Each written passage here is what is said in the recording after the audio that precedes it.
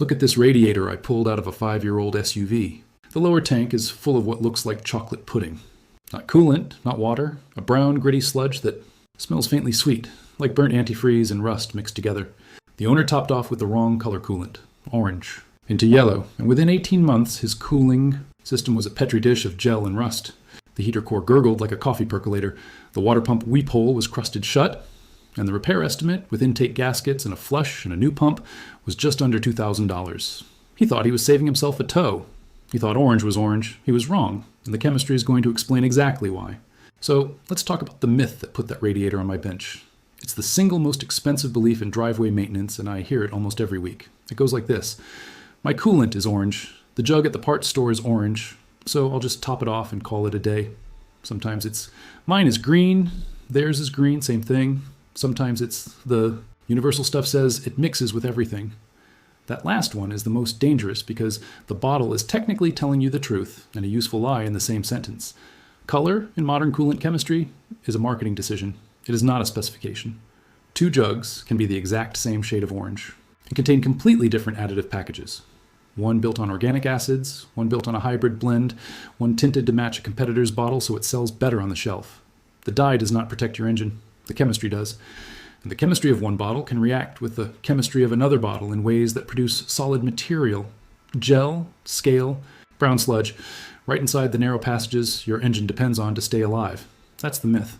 Any orange will do. It's wrong, and the cost of being wrong shows up first in your heater on a cold morning and finally in your wallet. But here's where it gets interesting. The industry has been warning about this for more than 2 decades.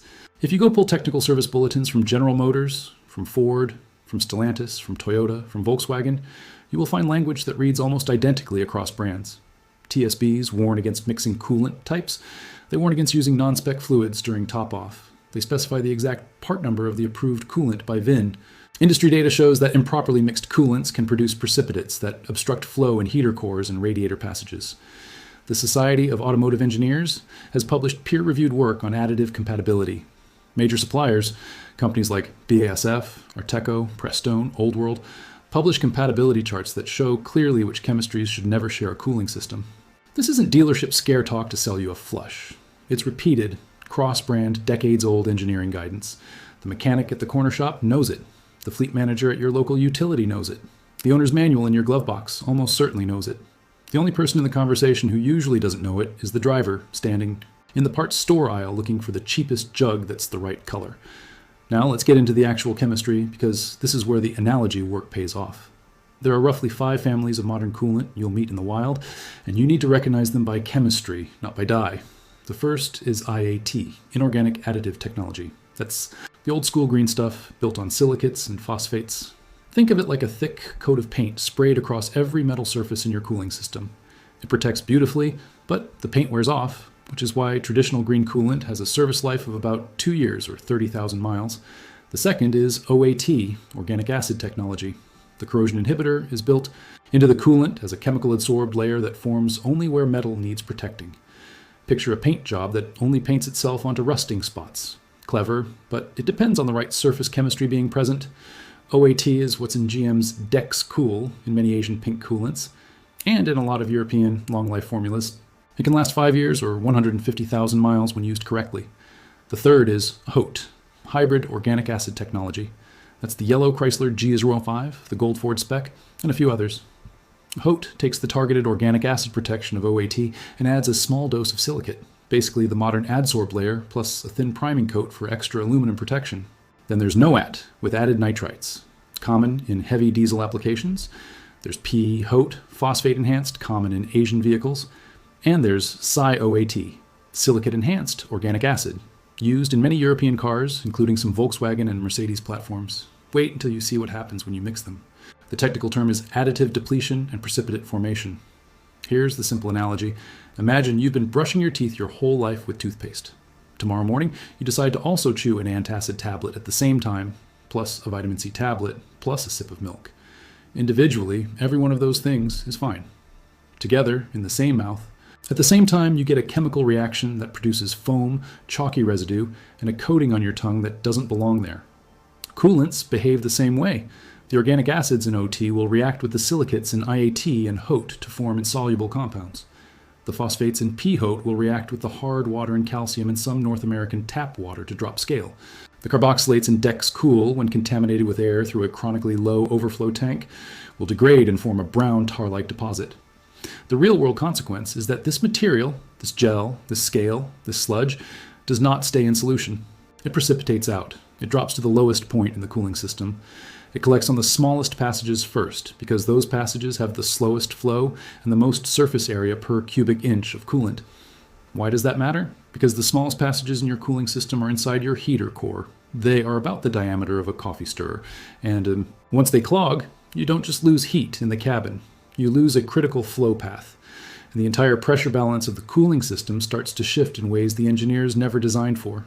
Most people don't know this, but the water pump is the next casualty. The water pump in your engine has a shaft seal that runs against the coolant continuously. That seal is designed to live in a clean, slightly lubricating fluid. Modern coolants actually contain a small percentage of glycol lubricant additives, specifically to keep that seal happy. When you contaminate the coolant with precipitates, two things happen. First, the seal now runs against an abrasive slurry instead of a clean fluid. Imagine running your finger across a piece of fine sandpaper every revolution for years. Second, the additives that were supposed to keep the seal supple get consumed, reacting with the wrong chemistry contaminant, and the seal dries out from the inside. Some owners report water pump failures at 60,000 miles in vehicles that were designed for a pump, life of 150,000 miles or more. That's not bad luck. That's chemistry, and it shows up as a slow weep at the front of the engine, then a puddle, then a no-heat complaint on a cold morning, then a tow. Pay attention to this number. The intake manifold gasket repair on a typical 4.3, 5.0, or 5.7-liter GM truck engine from the early 2000s, the cars that became famous. For the so-called brown sludge problem, runs between $800 and $1,500 at an independent shop and more at a dealer. That's just the gasket. If the sludge has also damaged the water pump, add $300 to $600. If the heater core is clogged and needs replacement, add another $600 to $1,500, because the heater core lives behind. The dashboard and the labor to access it is brutal. If the radiator is also fouled, add $400 to $800. You can easily build a $3,500 repair bill on a vehicle that's worth $6,000, all because somebody added the wrong jug of orange at a gas station 3 years ago. The Cool controversy of the 2000s was, at its core, a story about chemistry and air exposure. Cool itself, used in a sealed system that was kept topped off and maintained on schedule, was and is a perfectly capable coolant. The problem was that the GM trucks of that era had intake gaskets that liked to seep, owners who let their overflow tanks run dry in a service interval of 5 years that a lot. What people interpreted as ignore it for 5 years. When the coolant got air saturated, the organic acid carboxylates oxidized, dropped out of solution, and formed the famous brown crust that people then blamed on the coolant itself. The lawsuit that followed wasn't about the chemistry being bad. It was about the maintenance pattern being incompatible with the chemistry. And that distinction matters, because the same failure mode shows up today every time somebody mixes incompatible coolants in a poorly sealed system. And that's not even the worst part. You can smell this stuff before you can see it. Pop the cap on a hot system that's been running mixed coolant for a year. Carefully, with a rag, with the engine cool, because hot coolant under pressure can scald, and you'll get a vapor that's slightly sweet, slightly sour, with a chemical edge that doesn't smell like fresh antifreeze should. Fresh ethylene glycol has a clean sweetness. Contaminated coolant smells like burnt sugar mixed with metal. You can hear it too, a heater core that's starting to clog gurgles. There's an air pocket trapped behind a partial blockage. And on every pressure pulse from the water pump, you hear a small wet click or a hiss from behind the dashboard. Drivers describe it as a percolating sound, like a coffee maker on the other side of the firewall. By the time you hear that sound clearly, the chemistry has already been going wrong for months. And visually, the tell is the cap. Pull the radiator cap or the overflow cap and look at the underside. A healthy system shows a slightly damp, clean rubber seal and bright coolant of whatever color it's supposed to be. A failing system shows a brown crust around the seal, a stain on the underside of the cap, and sometimes a sticky residue that you can scrape with a fingernail. 3 senses, sight, smell, sound, and any one of them can warn you before the repair bill arrives. Now I want to give the other side of this argument a fair shake, because there are people, including some experienced mechanics, who will tell you it's all hype. The argument goes like this. It's just water with some additives. The radiator doesn't care what color goes in. I've been topping off with green for 30 years and never had a problem. And I'll tell you honestly, there is a kernel of truth in that view. If you have a small leak and you add a half cup of the wrong coolant to a fully sealed, well-maintained system that gets flushed on schedule, you will probably not see a catastrophic failure. The chemistry is robust enough to tolerate small contamination events. The "it's just water" view survives because, in the short term and in small doses, it often does. Here's where the chemistry pushes back. The damage from incompatible mixing is rarely catastrophic and immediate. It is almost always cumulative and slow. The precipitates form gradually. The seals dry out over months. The heater core clogs, one tiny passage at a time. By the time the owner notices, the cause is months or years in the past, and the conclusion they draw is the water pump just failed, not the water pump failed because of what I added to the overflow tank in March of 2023. This is the same reason people underestimate the damage from running low octane in a knock-prone engine or from skipping oil changes. The failure mode is delayed, so the cause and the effect get separated in memory and the lesson never lands. Evidence suggests that the people who say mixing is fine are usually the people who haven't yet seen the bill from the people who got unlucky. This part will make you check your overflow tank this weekend. Here's the resolution. Here's the action plan in plain conditional language, so you can apply it tonight. If you do not know what coolant is in your car right now, then do not add anything to the overflow tank, even a single ounce, until you know. If your owner's manual specifies a coolant by name or by spec, for example, meets Ford WSS M97B44D or GM DexCool or Toyota Super Long Life or VWG13, then buy that exact specification, not a color match. If the manual is missing, then use a VIN lookup tool on a reputable parts site or call a dealer parts counter and ask for the OEM coolant for your specific VIN. They will give it to you for free over the phone. If you discover that you've already mixed two coolants and the system has been running that way for a while, then do not just drain and refill. The contamination is already in the heater core, the block, and the radiator and a simple drain only removes about half the fluid.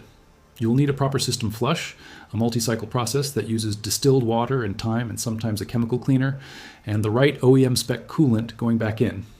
If your heater is already running cooler than it used to, or if you hear gurgling behind the dash, or if the underside of your coolant cap shows brown residue, then the chemistry has already started to fail, and the cheapest path forward is to deal with it now, before the water pump or the intake gaskets join the casualty list.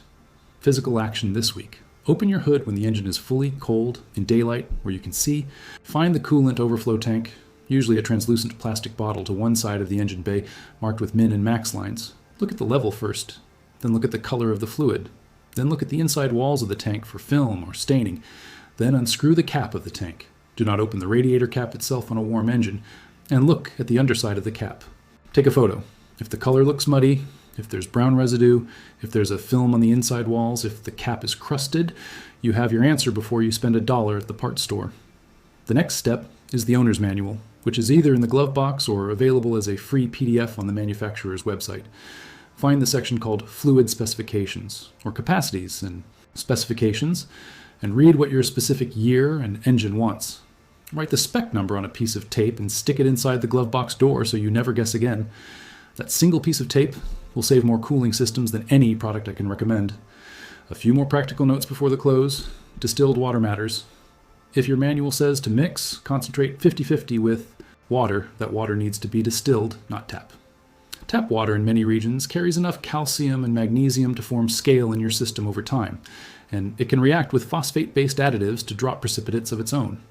A gallon of distilled water costs about $1.50 at the grocery store. Pre-mixed coolant takes this decision out of your hands, but you pay for the water and the price of the jug. Both options are fine as long as you pick one consciously. Universal coolants, the ones labeled compatible with all colors, deserve a careful word.